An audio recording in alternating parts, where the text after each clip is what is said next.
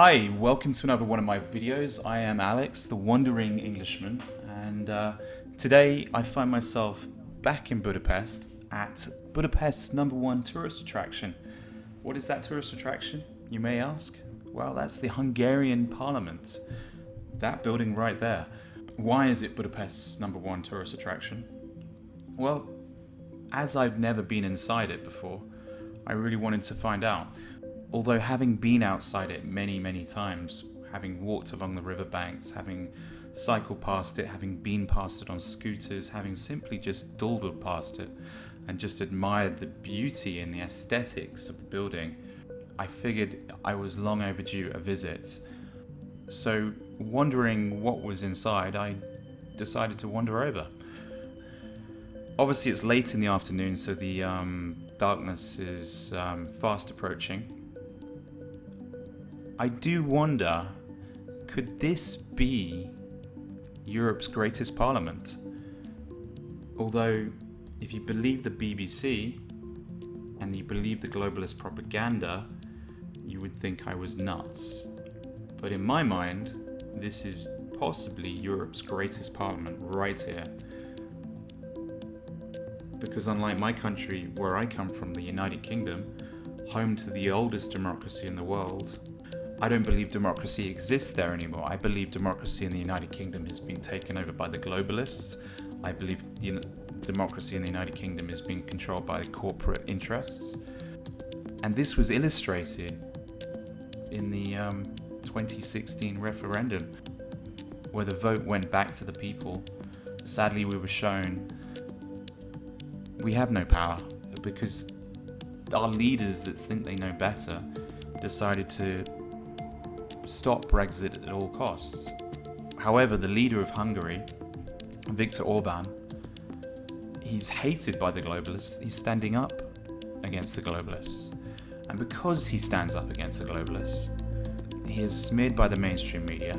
This is why the BBC think it's appropriate to produce segments smearing him. Hungary's ruling party have rejected the liberal democratic model that has shaped much of Europe since the Second World War. They see themselves as defending Hungary from being bullied by the big powers of Europe and by Brussels into complying with liberal policies that they see as hostile to Hungarian values. They talk of Hungary as though it's facing a real existential threat and the need to defend the Christian heritage upon which Hungarian identity is based. They want democracy in Hungary for sure, just not liberal democracy. Instead, they want what the Prime Minister himself calls illiberal democracy. And this is why George Soros, despite the fact that he's Hungarian, goes out of his way to topple Viktor Orban. But thankfully, Viktor Orban is a wise man, and he's banned George Soros and his globalist, corrupt NGOs from Hungary. And as an Englishman who pines for democracy, I look to the Hungarians and I think, wow, these people are lucky. They have someone that's standing up for their interests, standing up to protect their country, standing up protecting their borders, standing up to protect law and order, keeping the Hungarian people safe. Because I don't think there has been a leader in the United Kingdom since Churchill that has really stood up for the interests of the British people.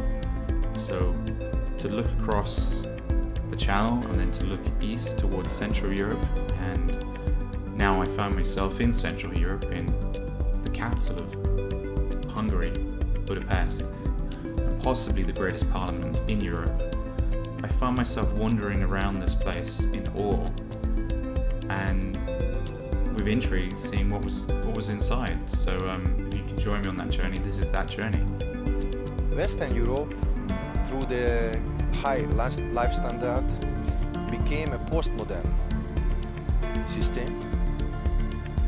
Nation is not so important, identity is not so important, the private freedom is much bigger value than tradition. So in our territory, and this is not Hungarian issue, this is an East Central European issue. For us, identity is very important. National identity. National identity.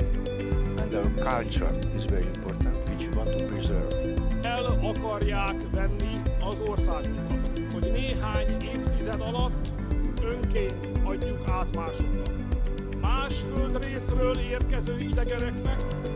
Orban's main appeal is not to democracy, but to the idea of the nation.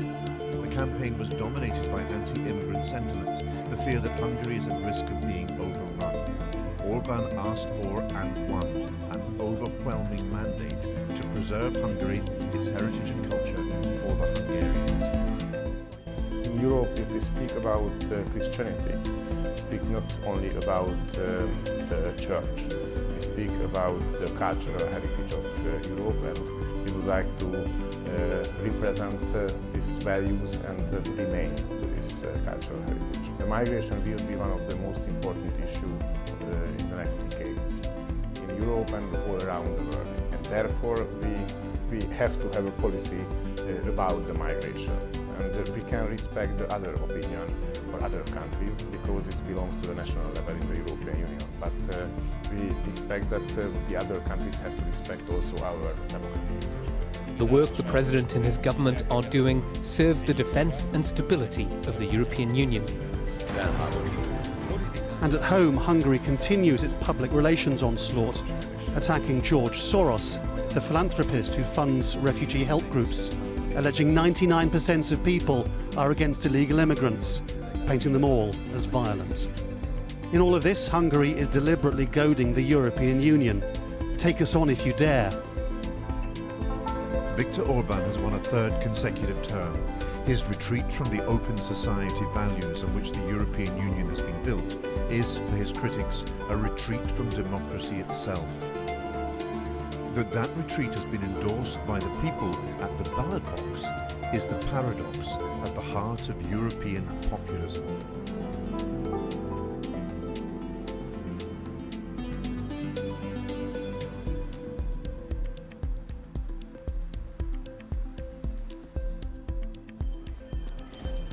Hey, so here I am, stood right next to the Hungarian Parliament. Seriously very impressive building. Built around about the time they celebrated 1,000 years of Hungary existing. I think around 1895, I think it was around about built. However, I'm going to correct that if I'm wrong. But it was originally based, it was inspired on Westminster. But the difference between this and Westminster is significant in 2019 going on to 2020. Why is that? Westminster, the home of democracy, there is no democracy anymore. The British people voted to leave the European Union. We've been denied that. Here, this is the man who was president is Viktor Orban. He's a man who's standing up for the people of Hungary. He's standing up for the values of Hungary. He's standing up for the Christian values of Hungary. He's standing up for the national identity of the Hungarians. And he's basically saying no to the EU, despite the fact that Hungary is still part of the EU. And there's claims that if Hungary was the way it was when they attempted to join the EU, they wouldn't supposedly be let in. Of course they would be let in. But this is the claims that European dictators are making on the Hungarian government. Viktor Orban is clearly working for the people. He's banned about 20 NGOs that are working against the Hungarian people. Those NGOs attempting to import people illegally into Europe, working with George Soros and many globalists, trying to basically erase borders, erase identities of the people. I'd say it's just being in the sort of presence of the Hungarian Parliament is when one's democracy has ceased to exist is actually quite a pleasure. I envy the Hungarian people because they actually have a strong leader. If you get your news from the BBC, the fake news media, the BBC, also known as the Brussels Broadcasting Corporation, probably believe that Viktor Orban is this bad character, not making things good for Europe, but the complete opposite in my mind. He's probably the strongest leader Europe has right now. He's the leader that Europe needs. And notice there's no European Union flag there. Notice that. There's probably a reason for that, I'd imagine, and it's a good thing.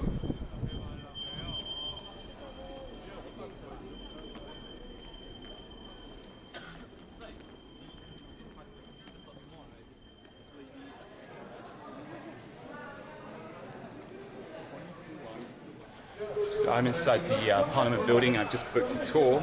Can you believe it? There's no English tours available, so I've just booked myself on the Spanish tour.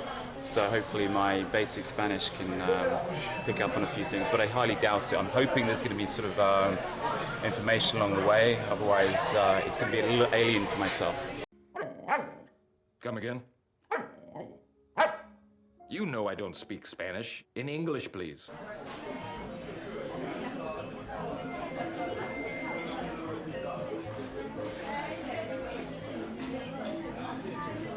The only way to see the Parliament is via a tour. We get one of these little devices which you can hear the tour guide person through this ear. Obviously it's going to prove a little bit impossible for myself. My Spanish is pretty bad. Make sure no, I'm speaking in my ear. Make sure you book on the right tour.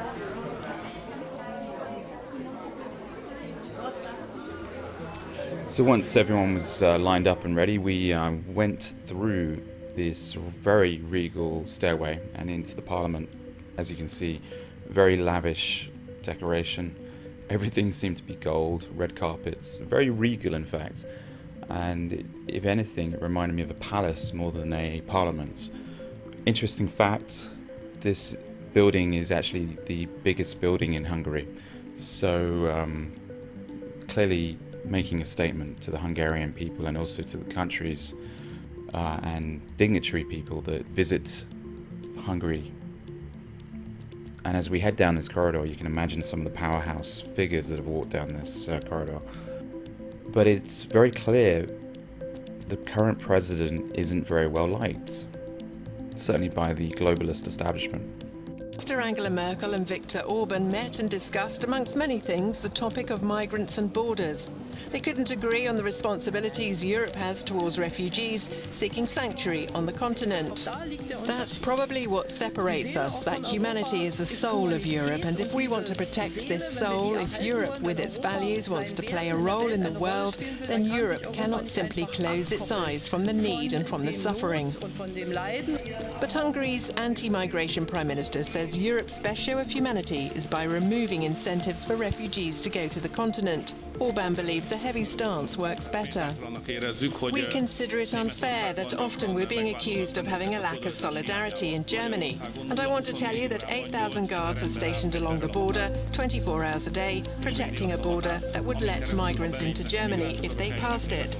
If armed Hungarian guards did not protect the Hungarian-Serbia and Hungarian-Croatia borders, 4,000 to 5,000 migrants would come to Germany every day. We are protecting them. This is solidarity, a pretty good solidarity. This is Hungary's border with Serbia, which was built specifically to keep out illegal immigrants during the crisis in 2015 after saying the EU was too slow to act. It is amazing how the globalist leaders of the world, and Angela Merkel being the biggest globalist leader of the world, followed by Macron, and I can't say Donald Trump because he's not a globalist, all seem to have a real dislike for Viktor Orban's policy where he wants to protect the Hungarian people. Fair play to him, the guy's protecting his country, there's no terrorist attacks happening in his country, and the people are grateful for that they don't have to worry about a London Bridge situation, they don't have to worry about a Nice situation, and this is just how it is. I have to say, I was very impressed with where the ministers sat. This is the room, almost similar to many parliaments around the world, although certainly a little bit more bling and a little bit more sort of old-fashioned with the woodwork and the paneling. I had to sort of stand there and just sort of take it in. Another fact on the place, about 100,000 people were involved in the construction of this amazing building, during which 40 million bricks, 500,000 precious stones, and 40 kilograms of gold were used. So some of this gold that you do see in this building is actually real gold. And also during the People's Republic of Hungary, a red star was perched on the top of the dome, but this was removed in 1990 when we thankfully had the fall of communism. We almost had a close call in the UK recently, so thankfully that didn't happen. Poor Jeremy Corbyn. The hallways were amazing, simply amazing. One of the nice features of the place were these ashtrays, which I saw everywhere. These ashtrays are obviously not in use, as smoking is now banned in buildings in Hungary, but nice that they're still there, beautifully designed, and it was just nice to see them as you walked along the corridors. So that was pretty much the tour. Obviously a little bit difficult to understand with the lack of Spanish, but we're left in this room now where there's historical artifacts highlighting what Budapest used to look like and what it now looks like. The architecture of the building that we're in. And if you look up here, it's the quad that we were able to walk around. And in my mind, it may have been inspired by Westminster, but I think he also found some inspiration in the Natural History Museum in London. The guy certainly would have seen that back then. And apparently the man that designed this went blind before it was finished, so that's a shame that he never got to see the true beauty of his original design. Marvelous. I feel like I know you already. I've read so much. I've read so much about you that I feel like we've already met. But 90% of comments on me is negative. Yeah, really? The liberals hate like Trump. More, and it's a bit more than that. You are so nice to come and pick us up. Yeah. You know, I'm a street fighter basically. I'm not coming from the elite. Oh. No, I'm coming from a small village, 40 kilometers from here. Next time, if you have time, You'll take us? Nothing special, but it's a nice place. Yeah, I know, even Chuck Norris is a fan of Viktor Orban. An unlikely ally, but Chuck Norris seems to like Viktor Orban. This is pretty much the rest of the museum, how it was built. This is a room I could go into. It's shut to the public, but it's an impressive library nonetheless.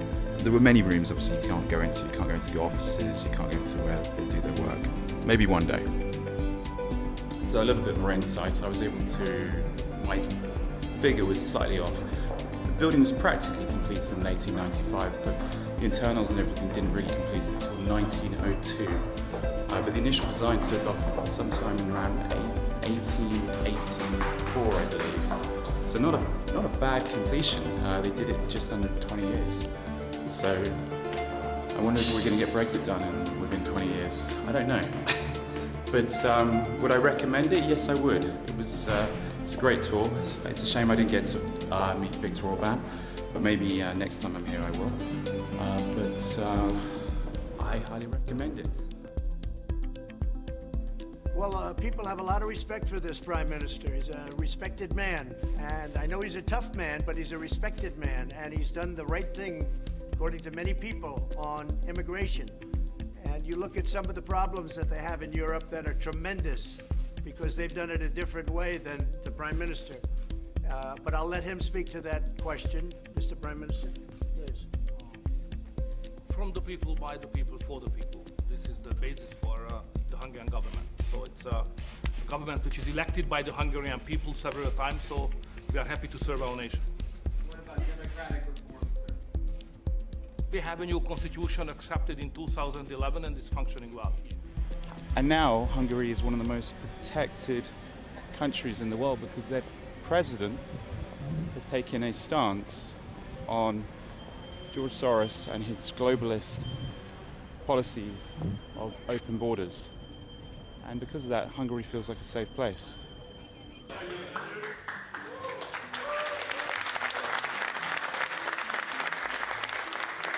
No, you're all my friends. You're my friends. Thank you, sir. You know, I have seen training all over the world. And this is the best demonstration, the best I've seen. Thank you very much. All the best. Friend forever.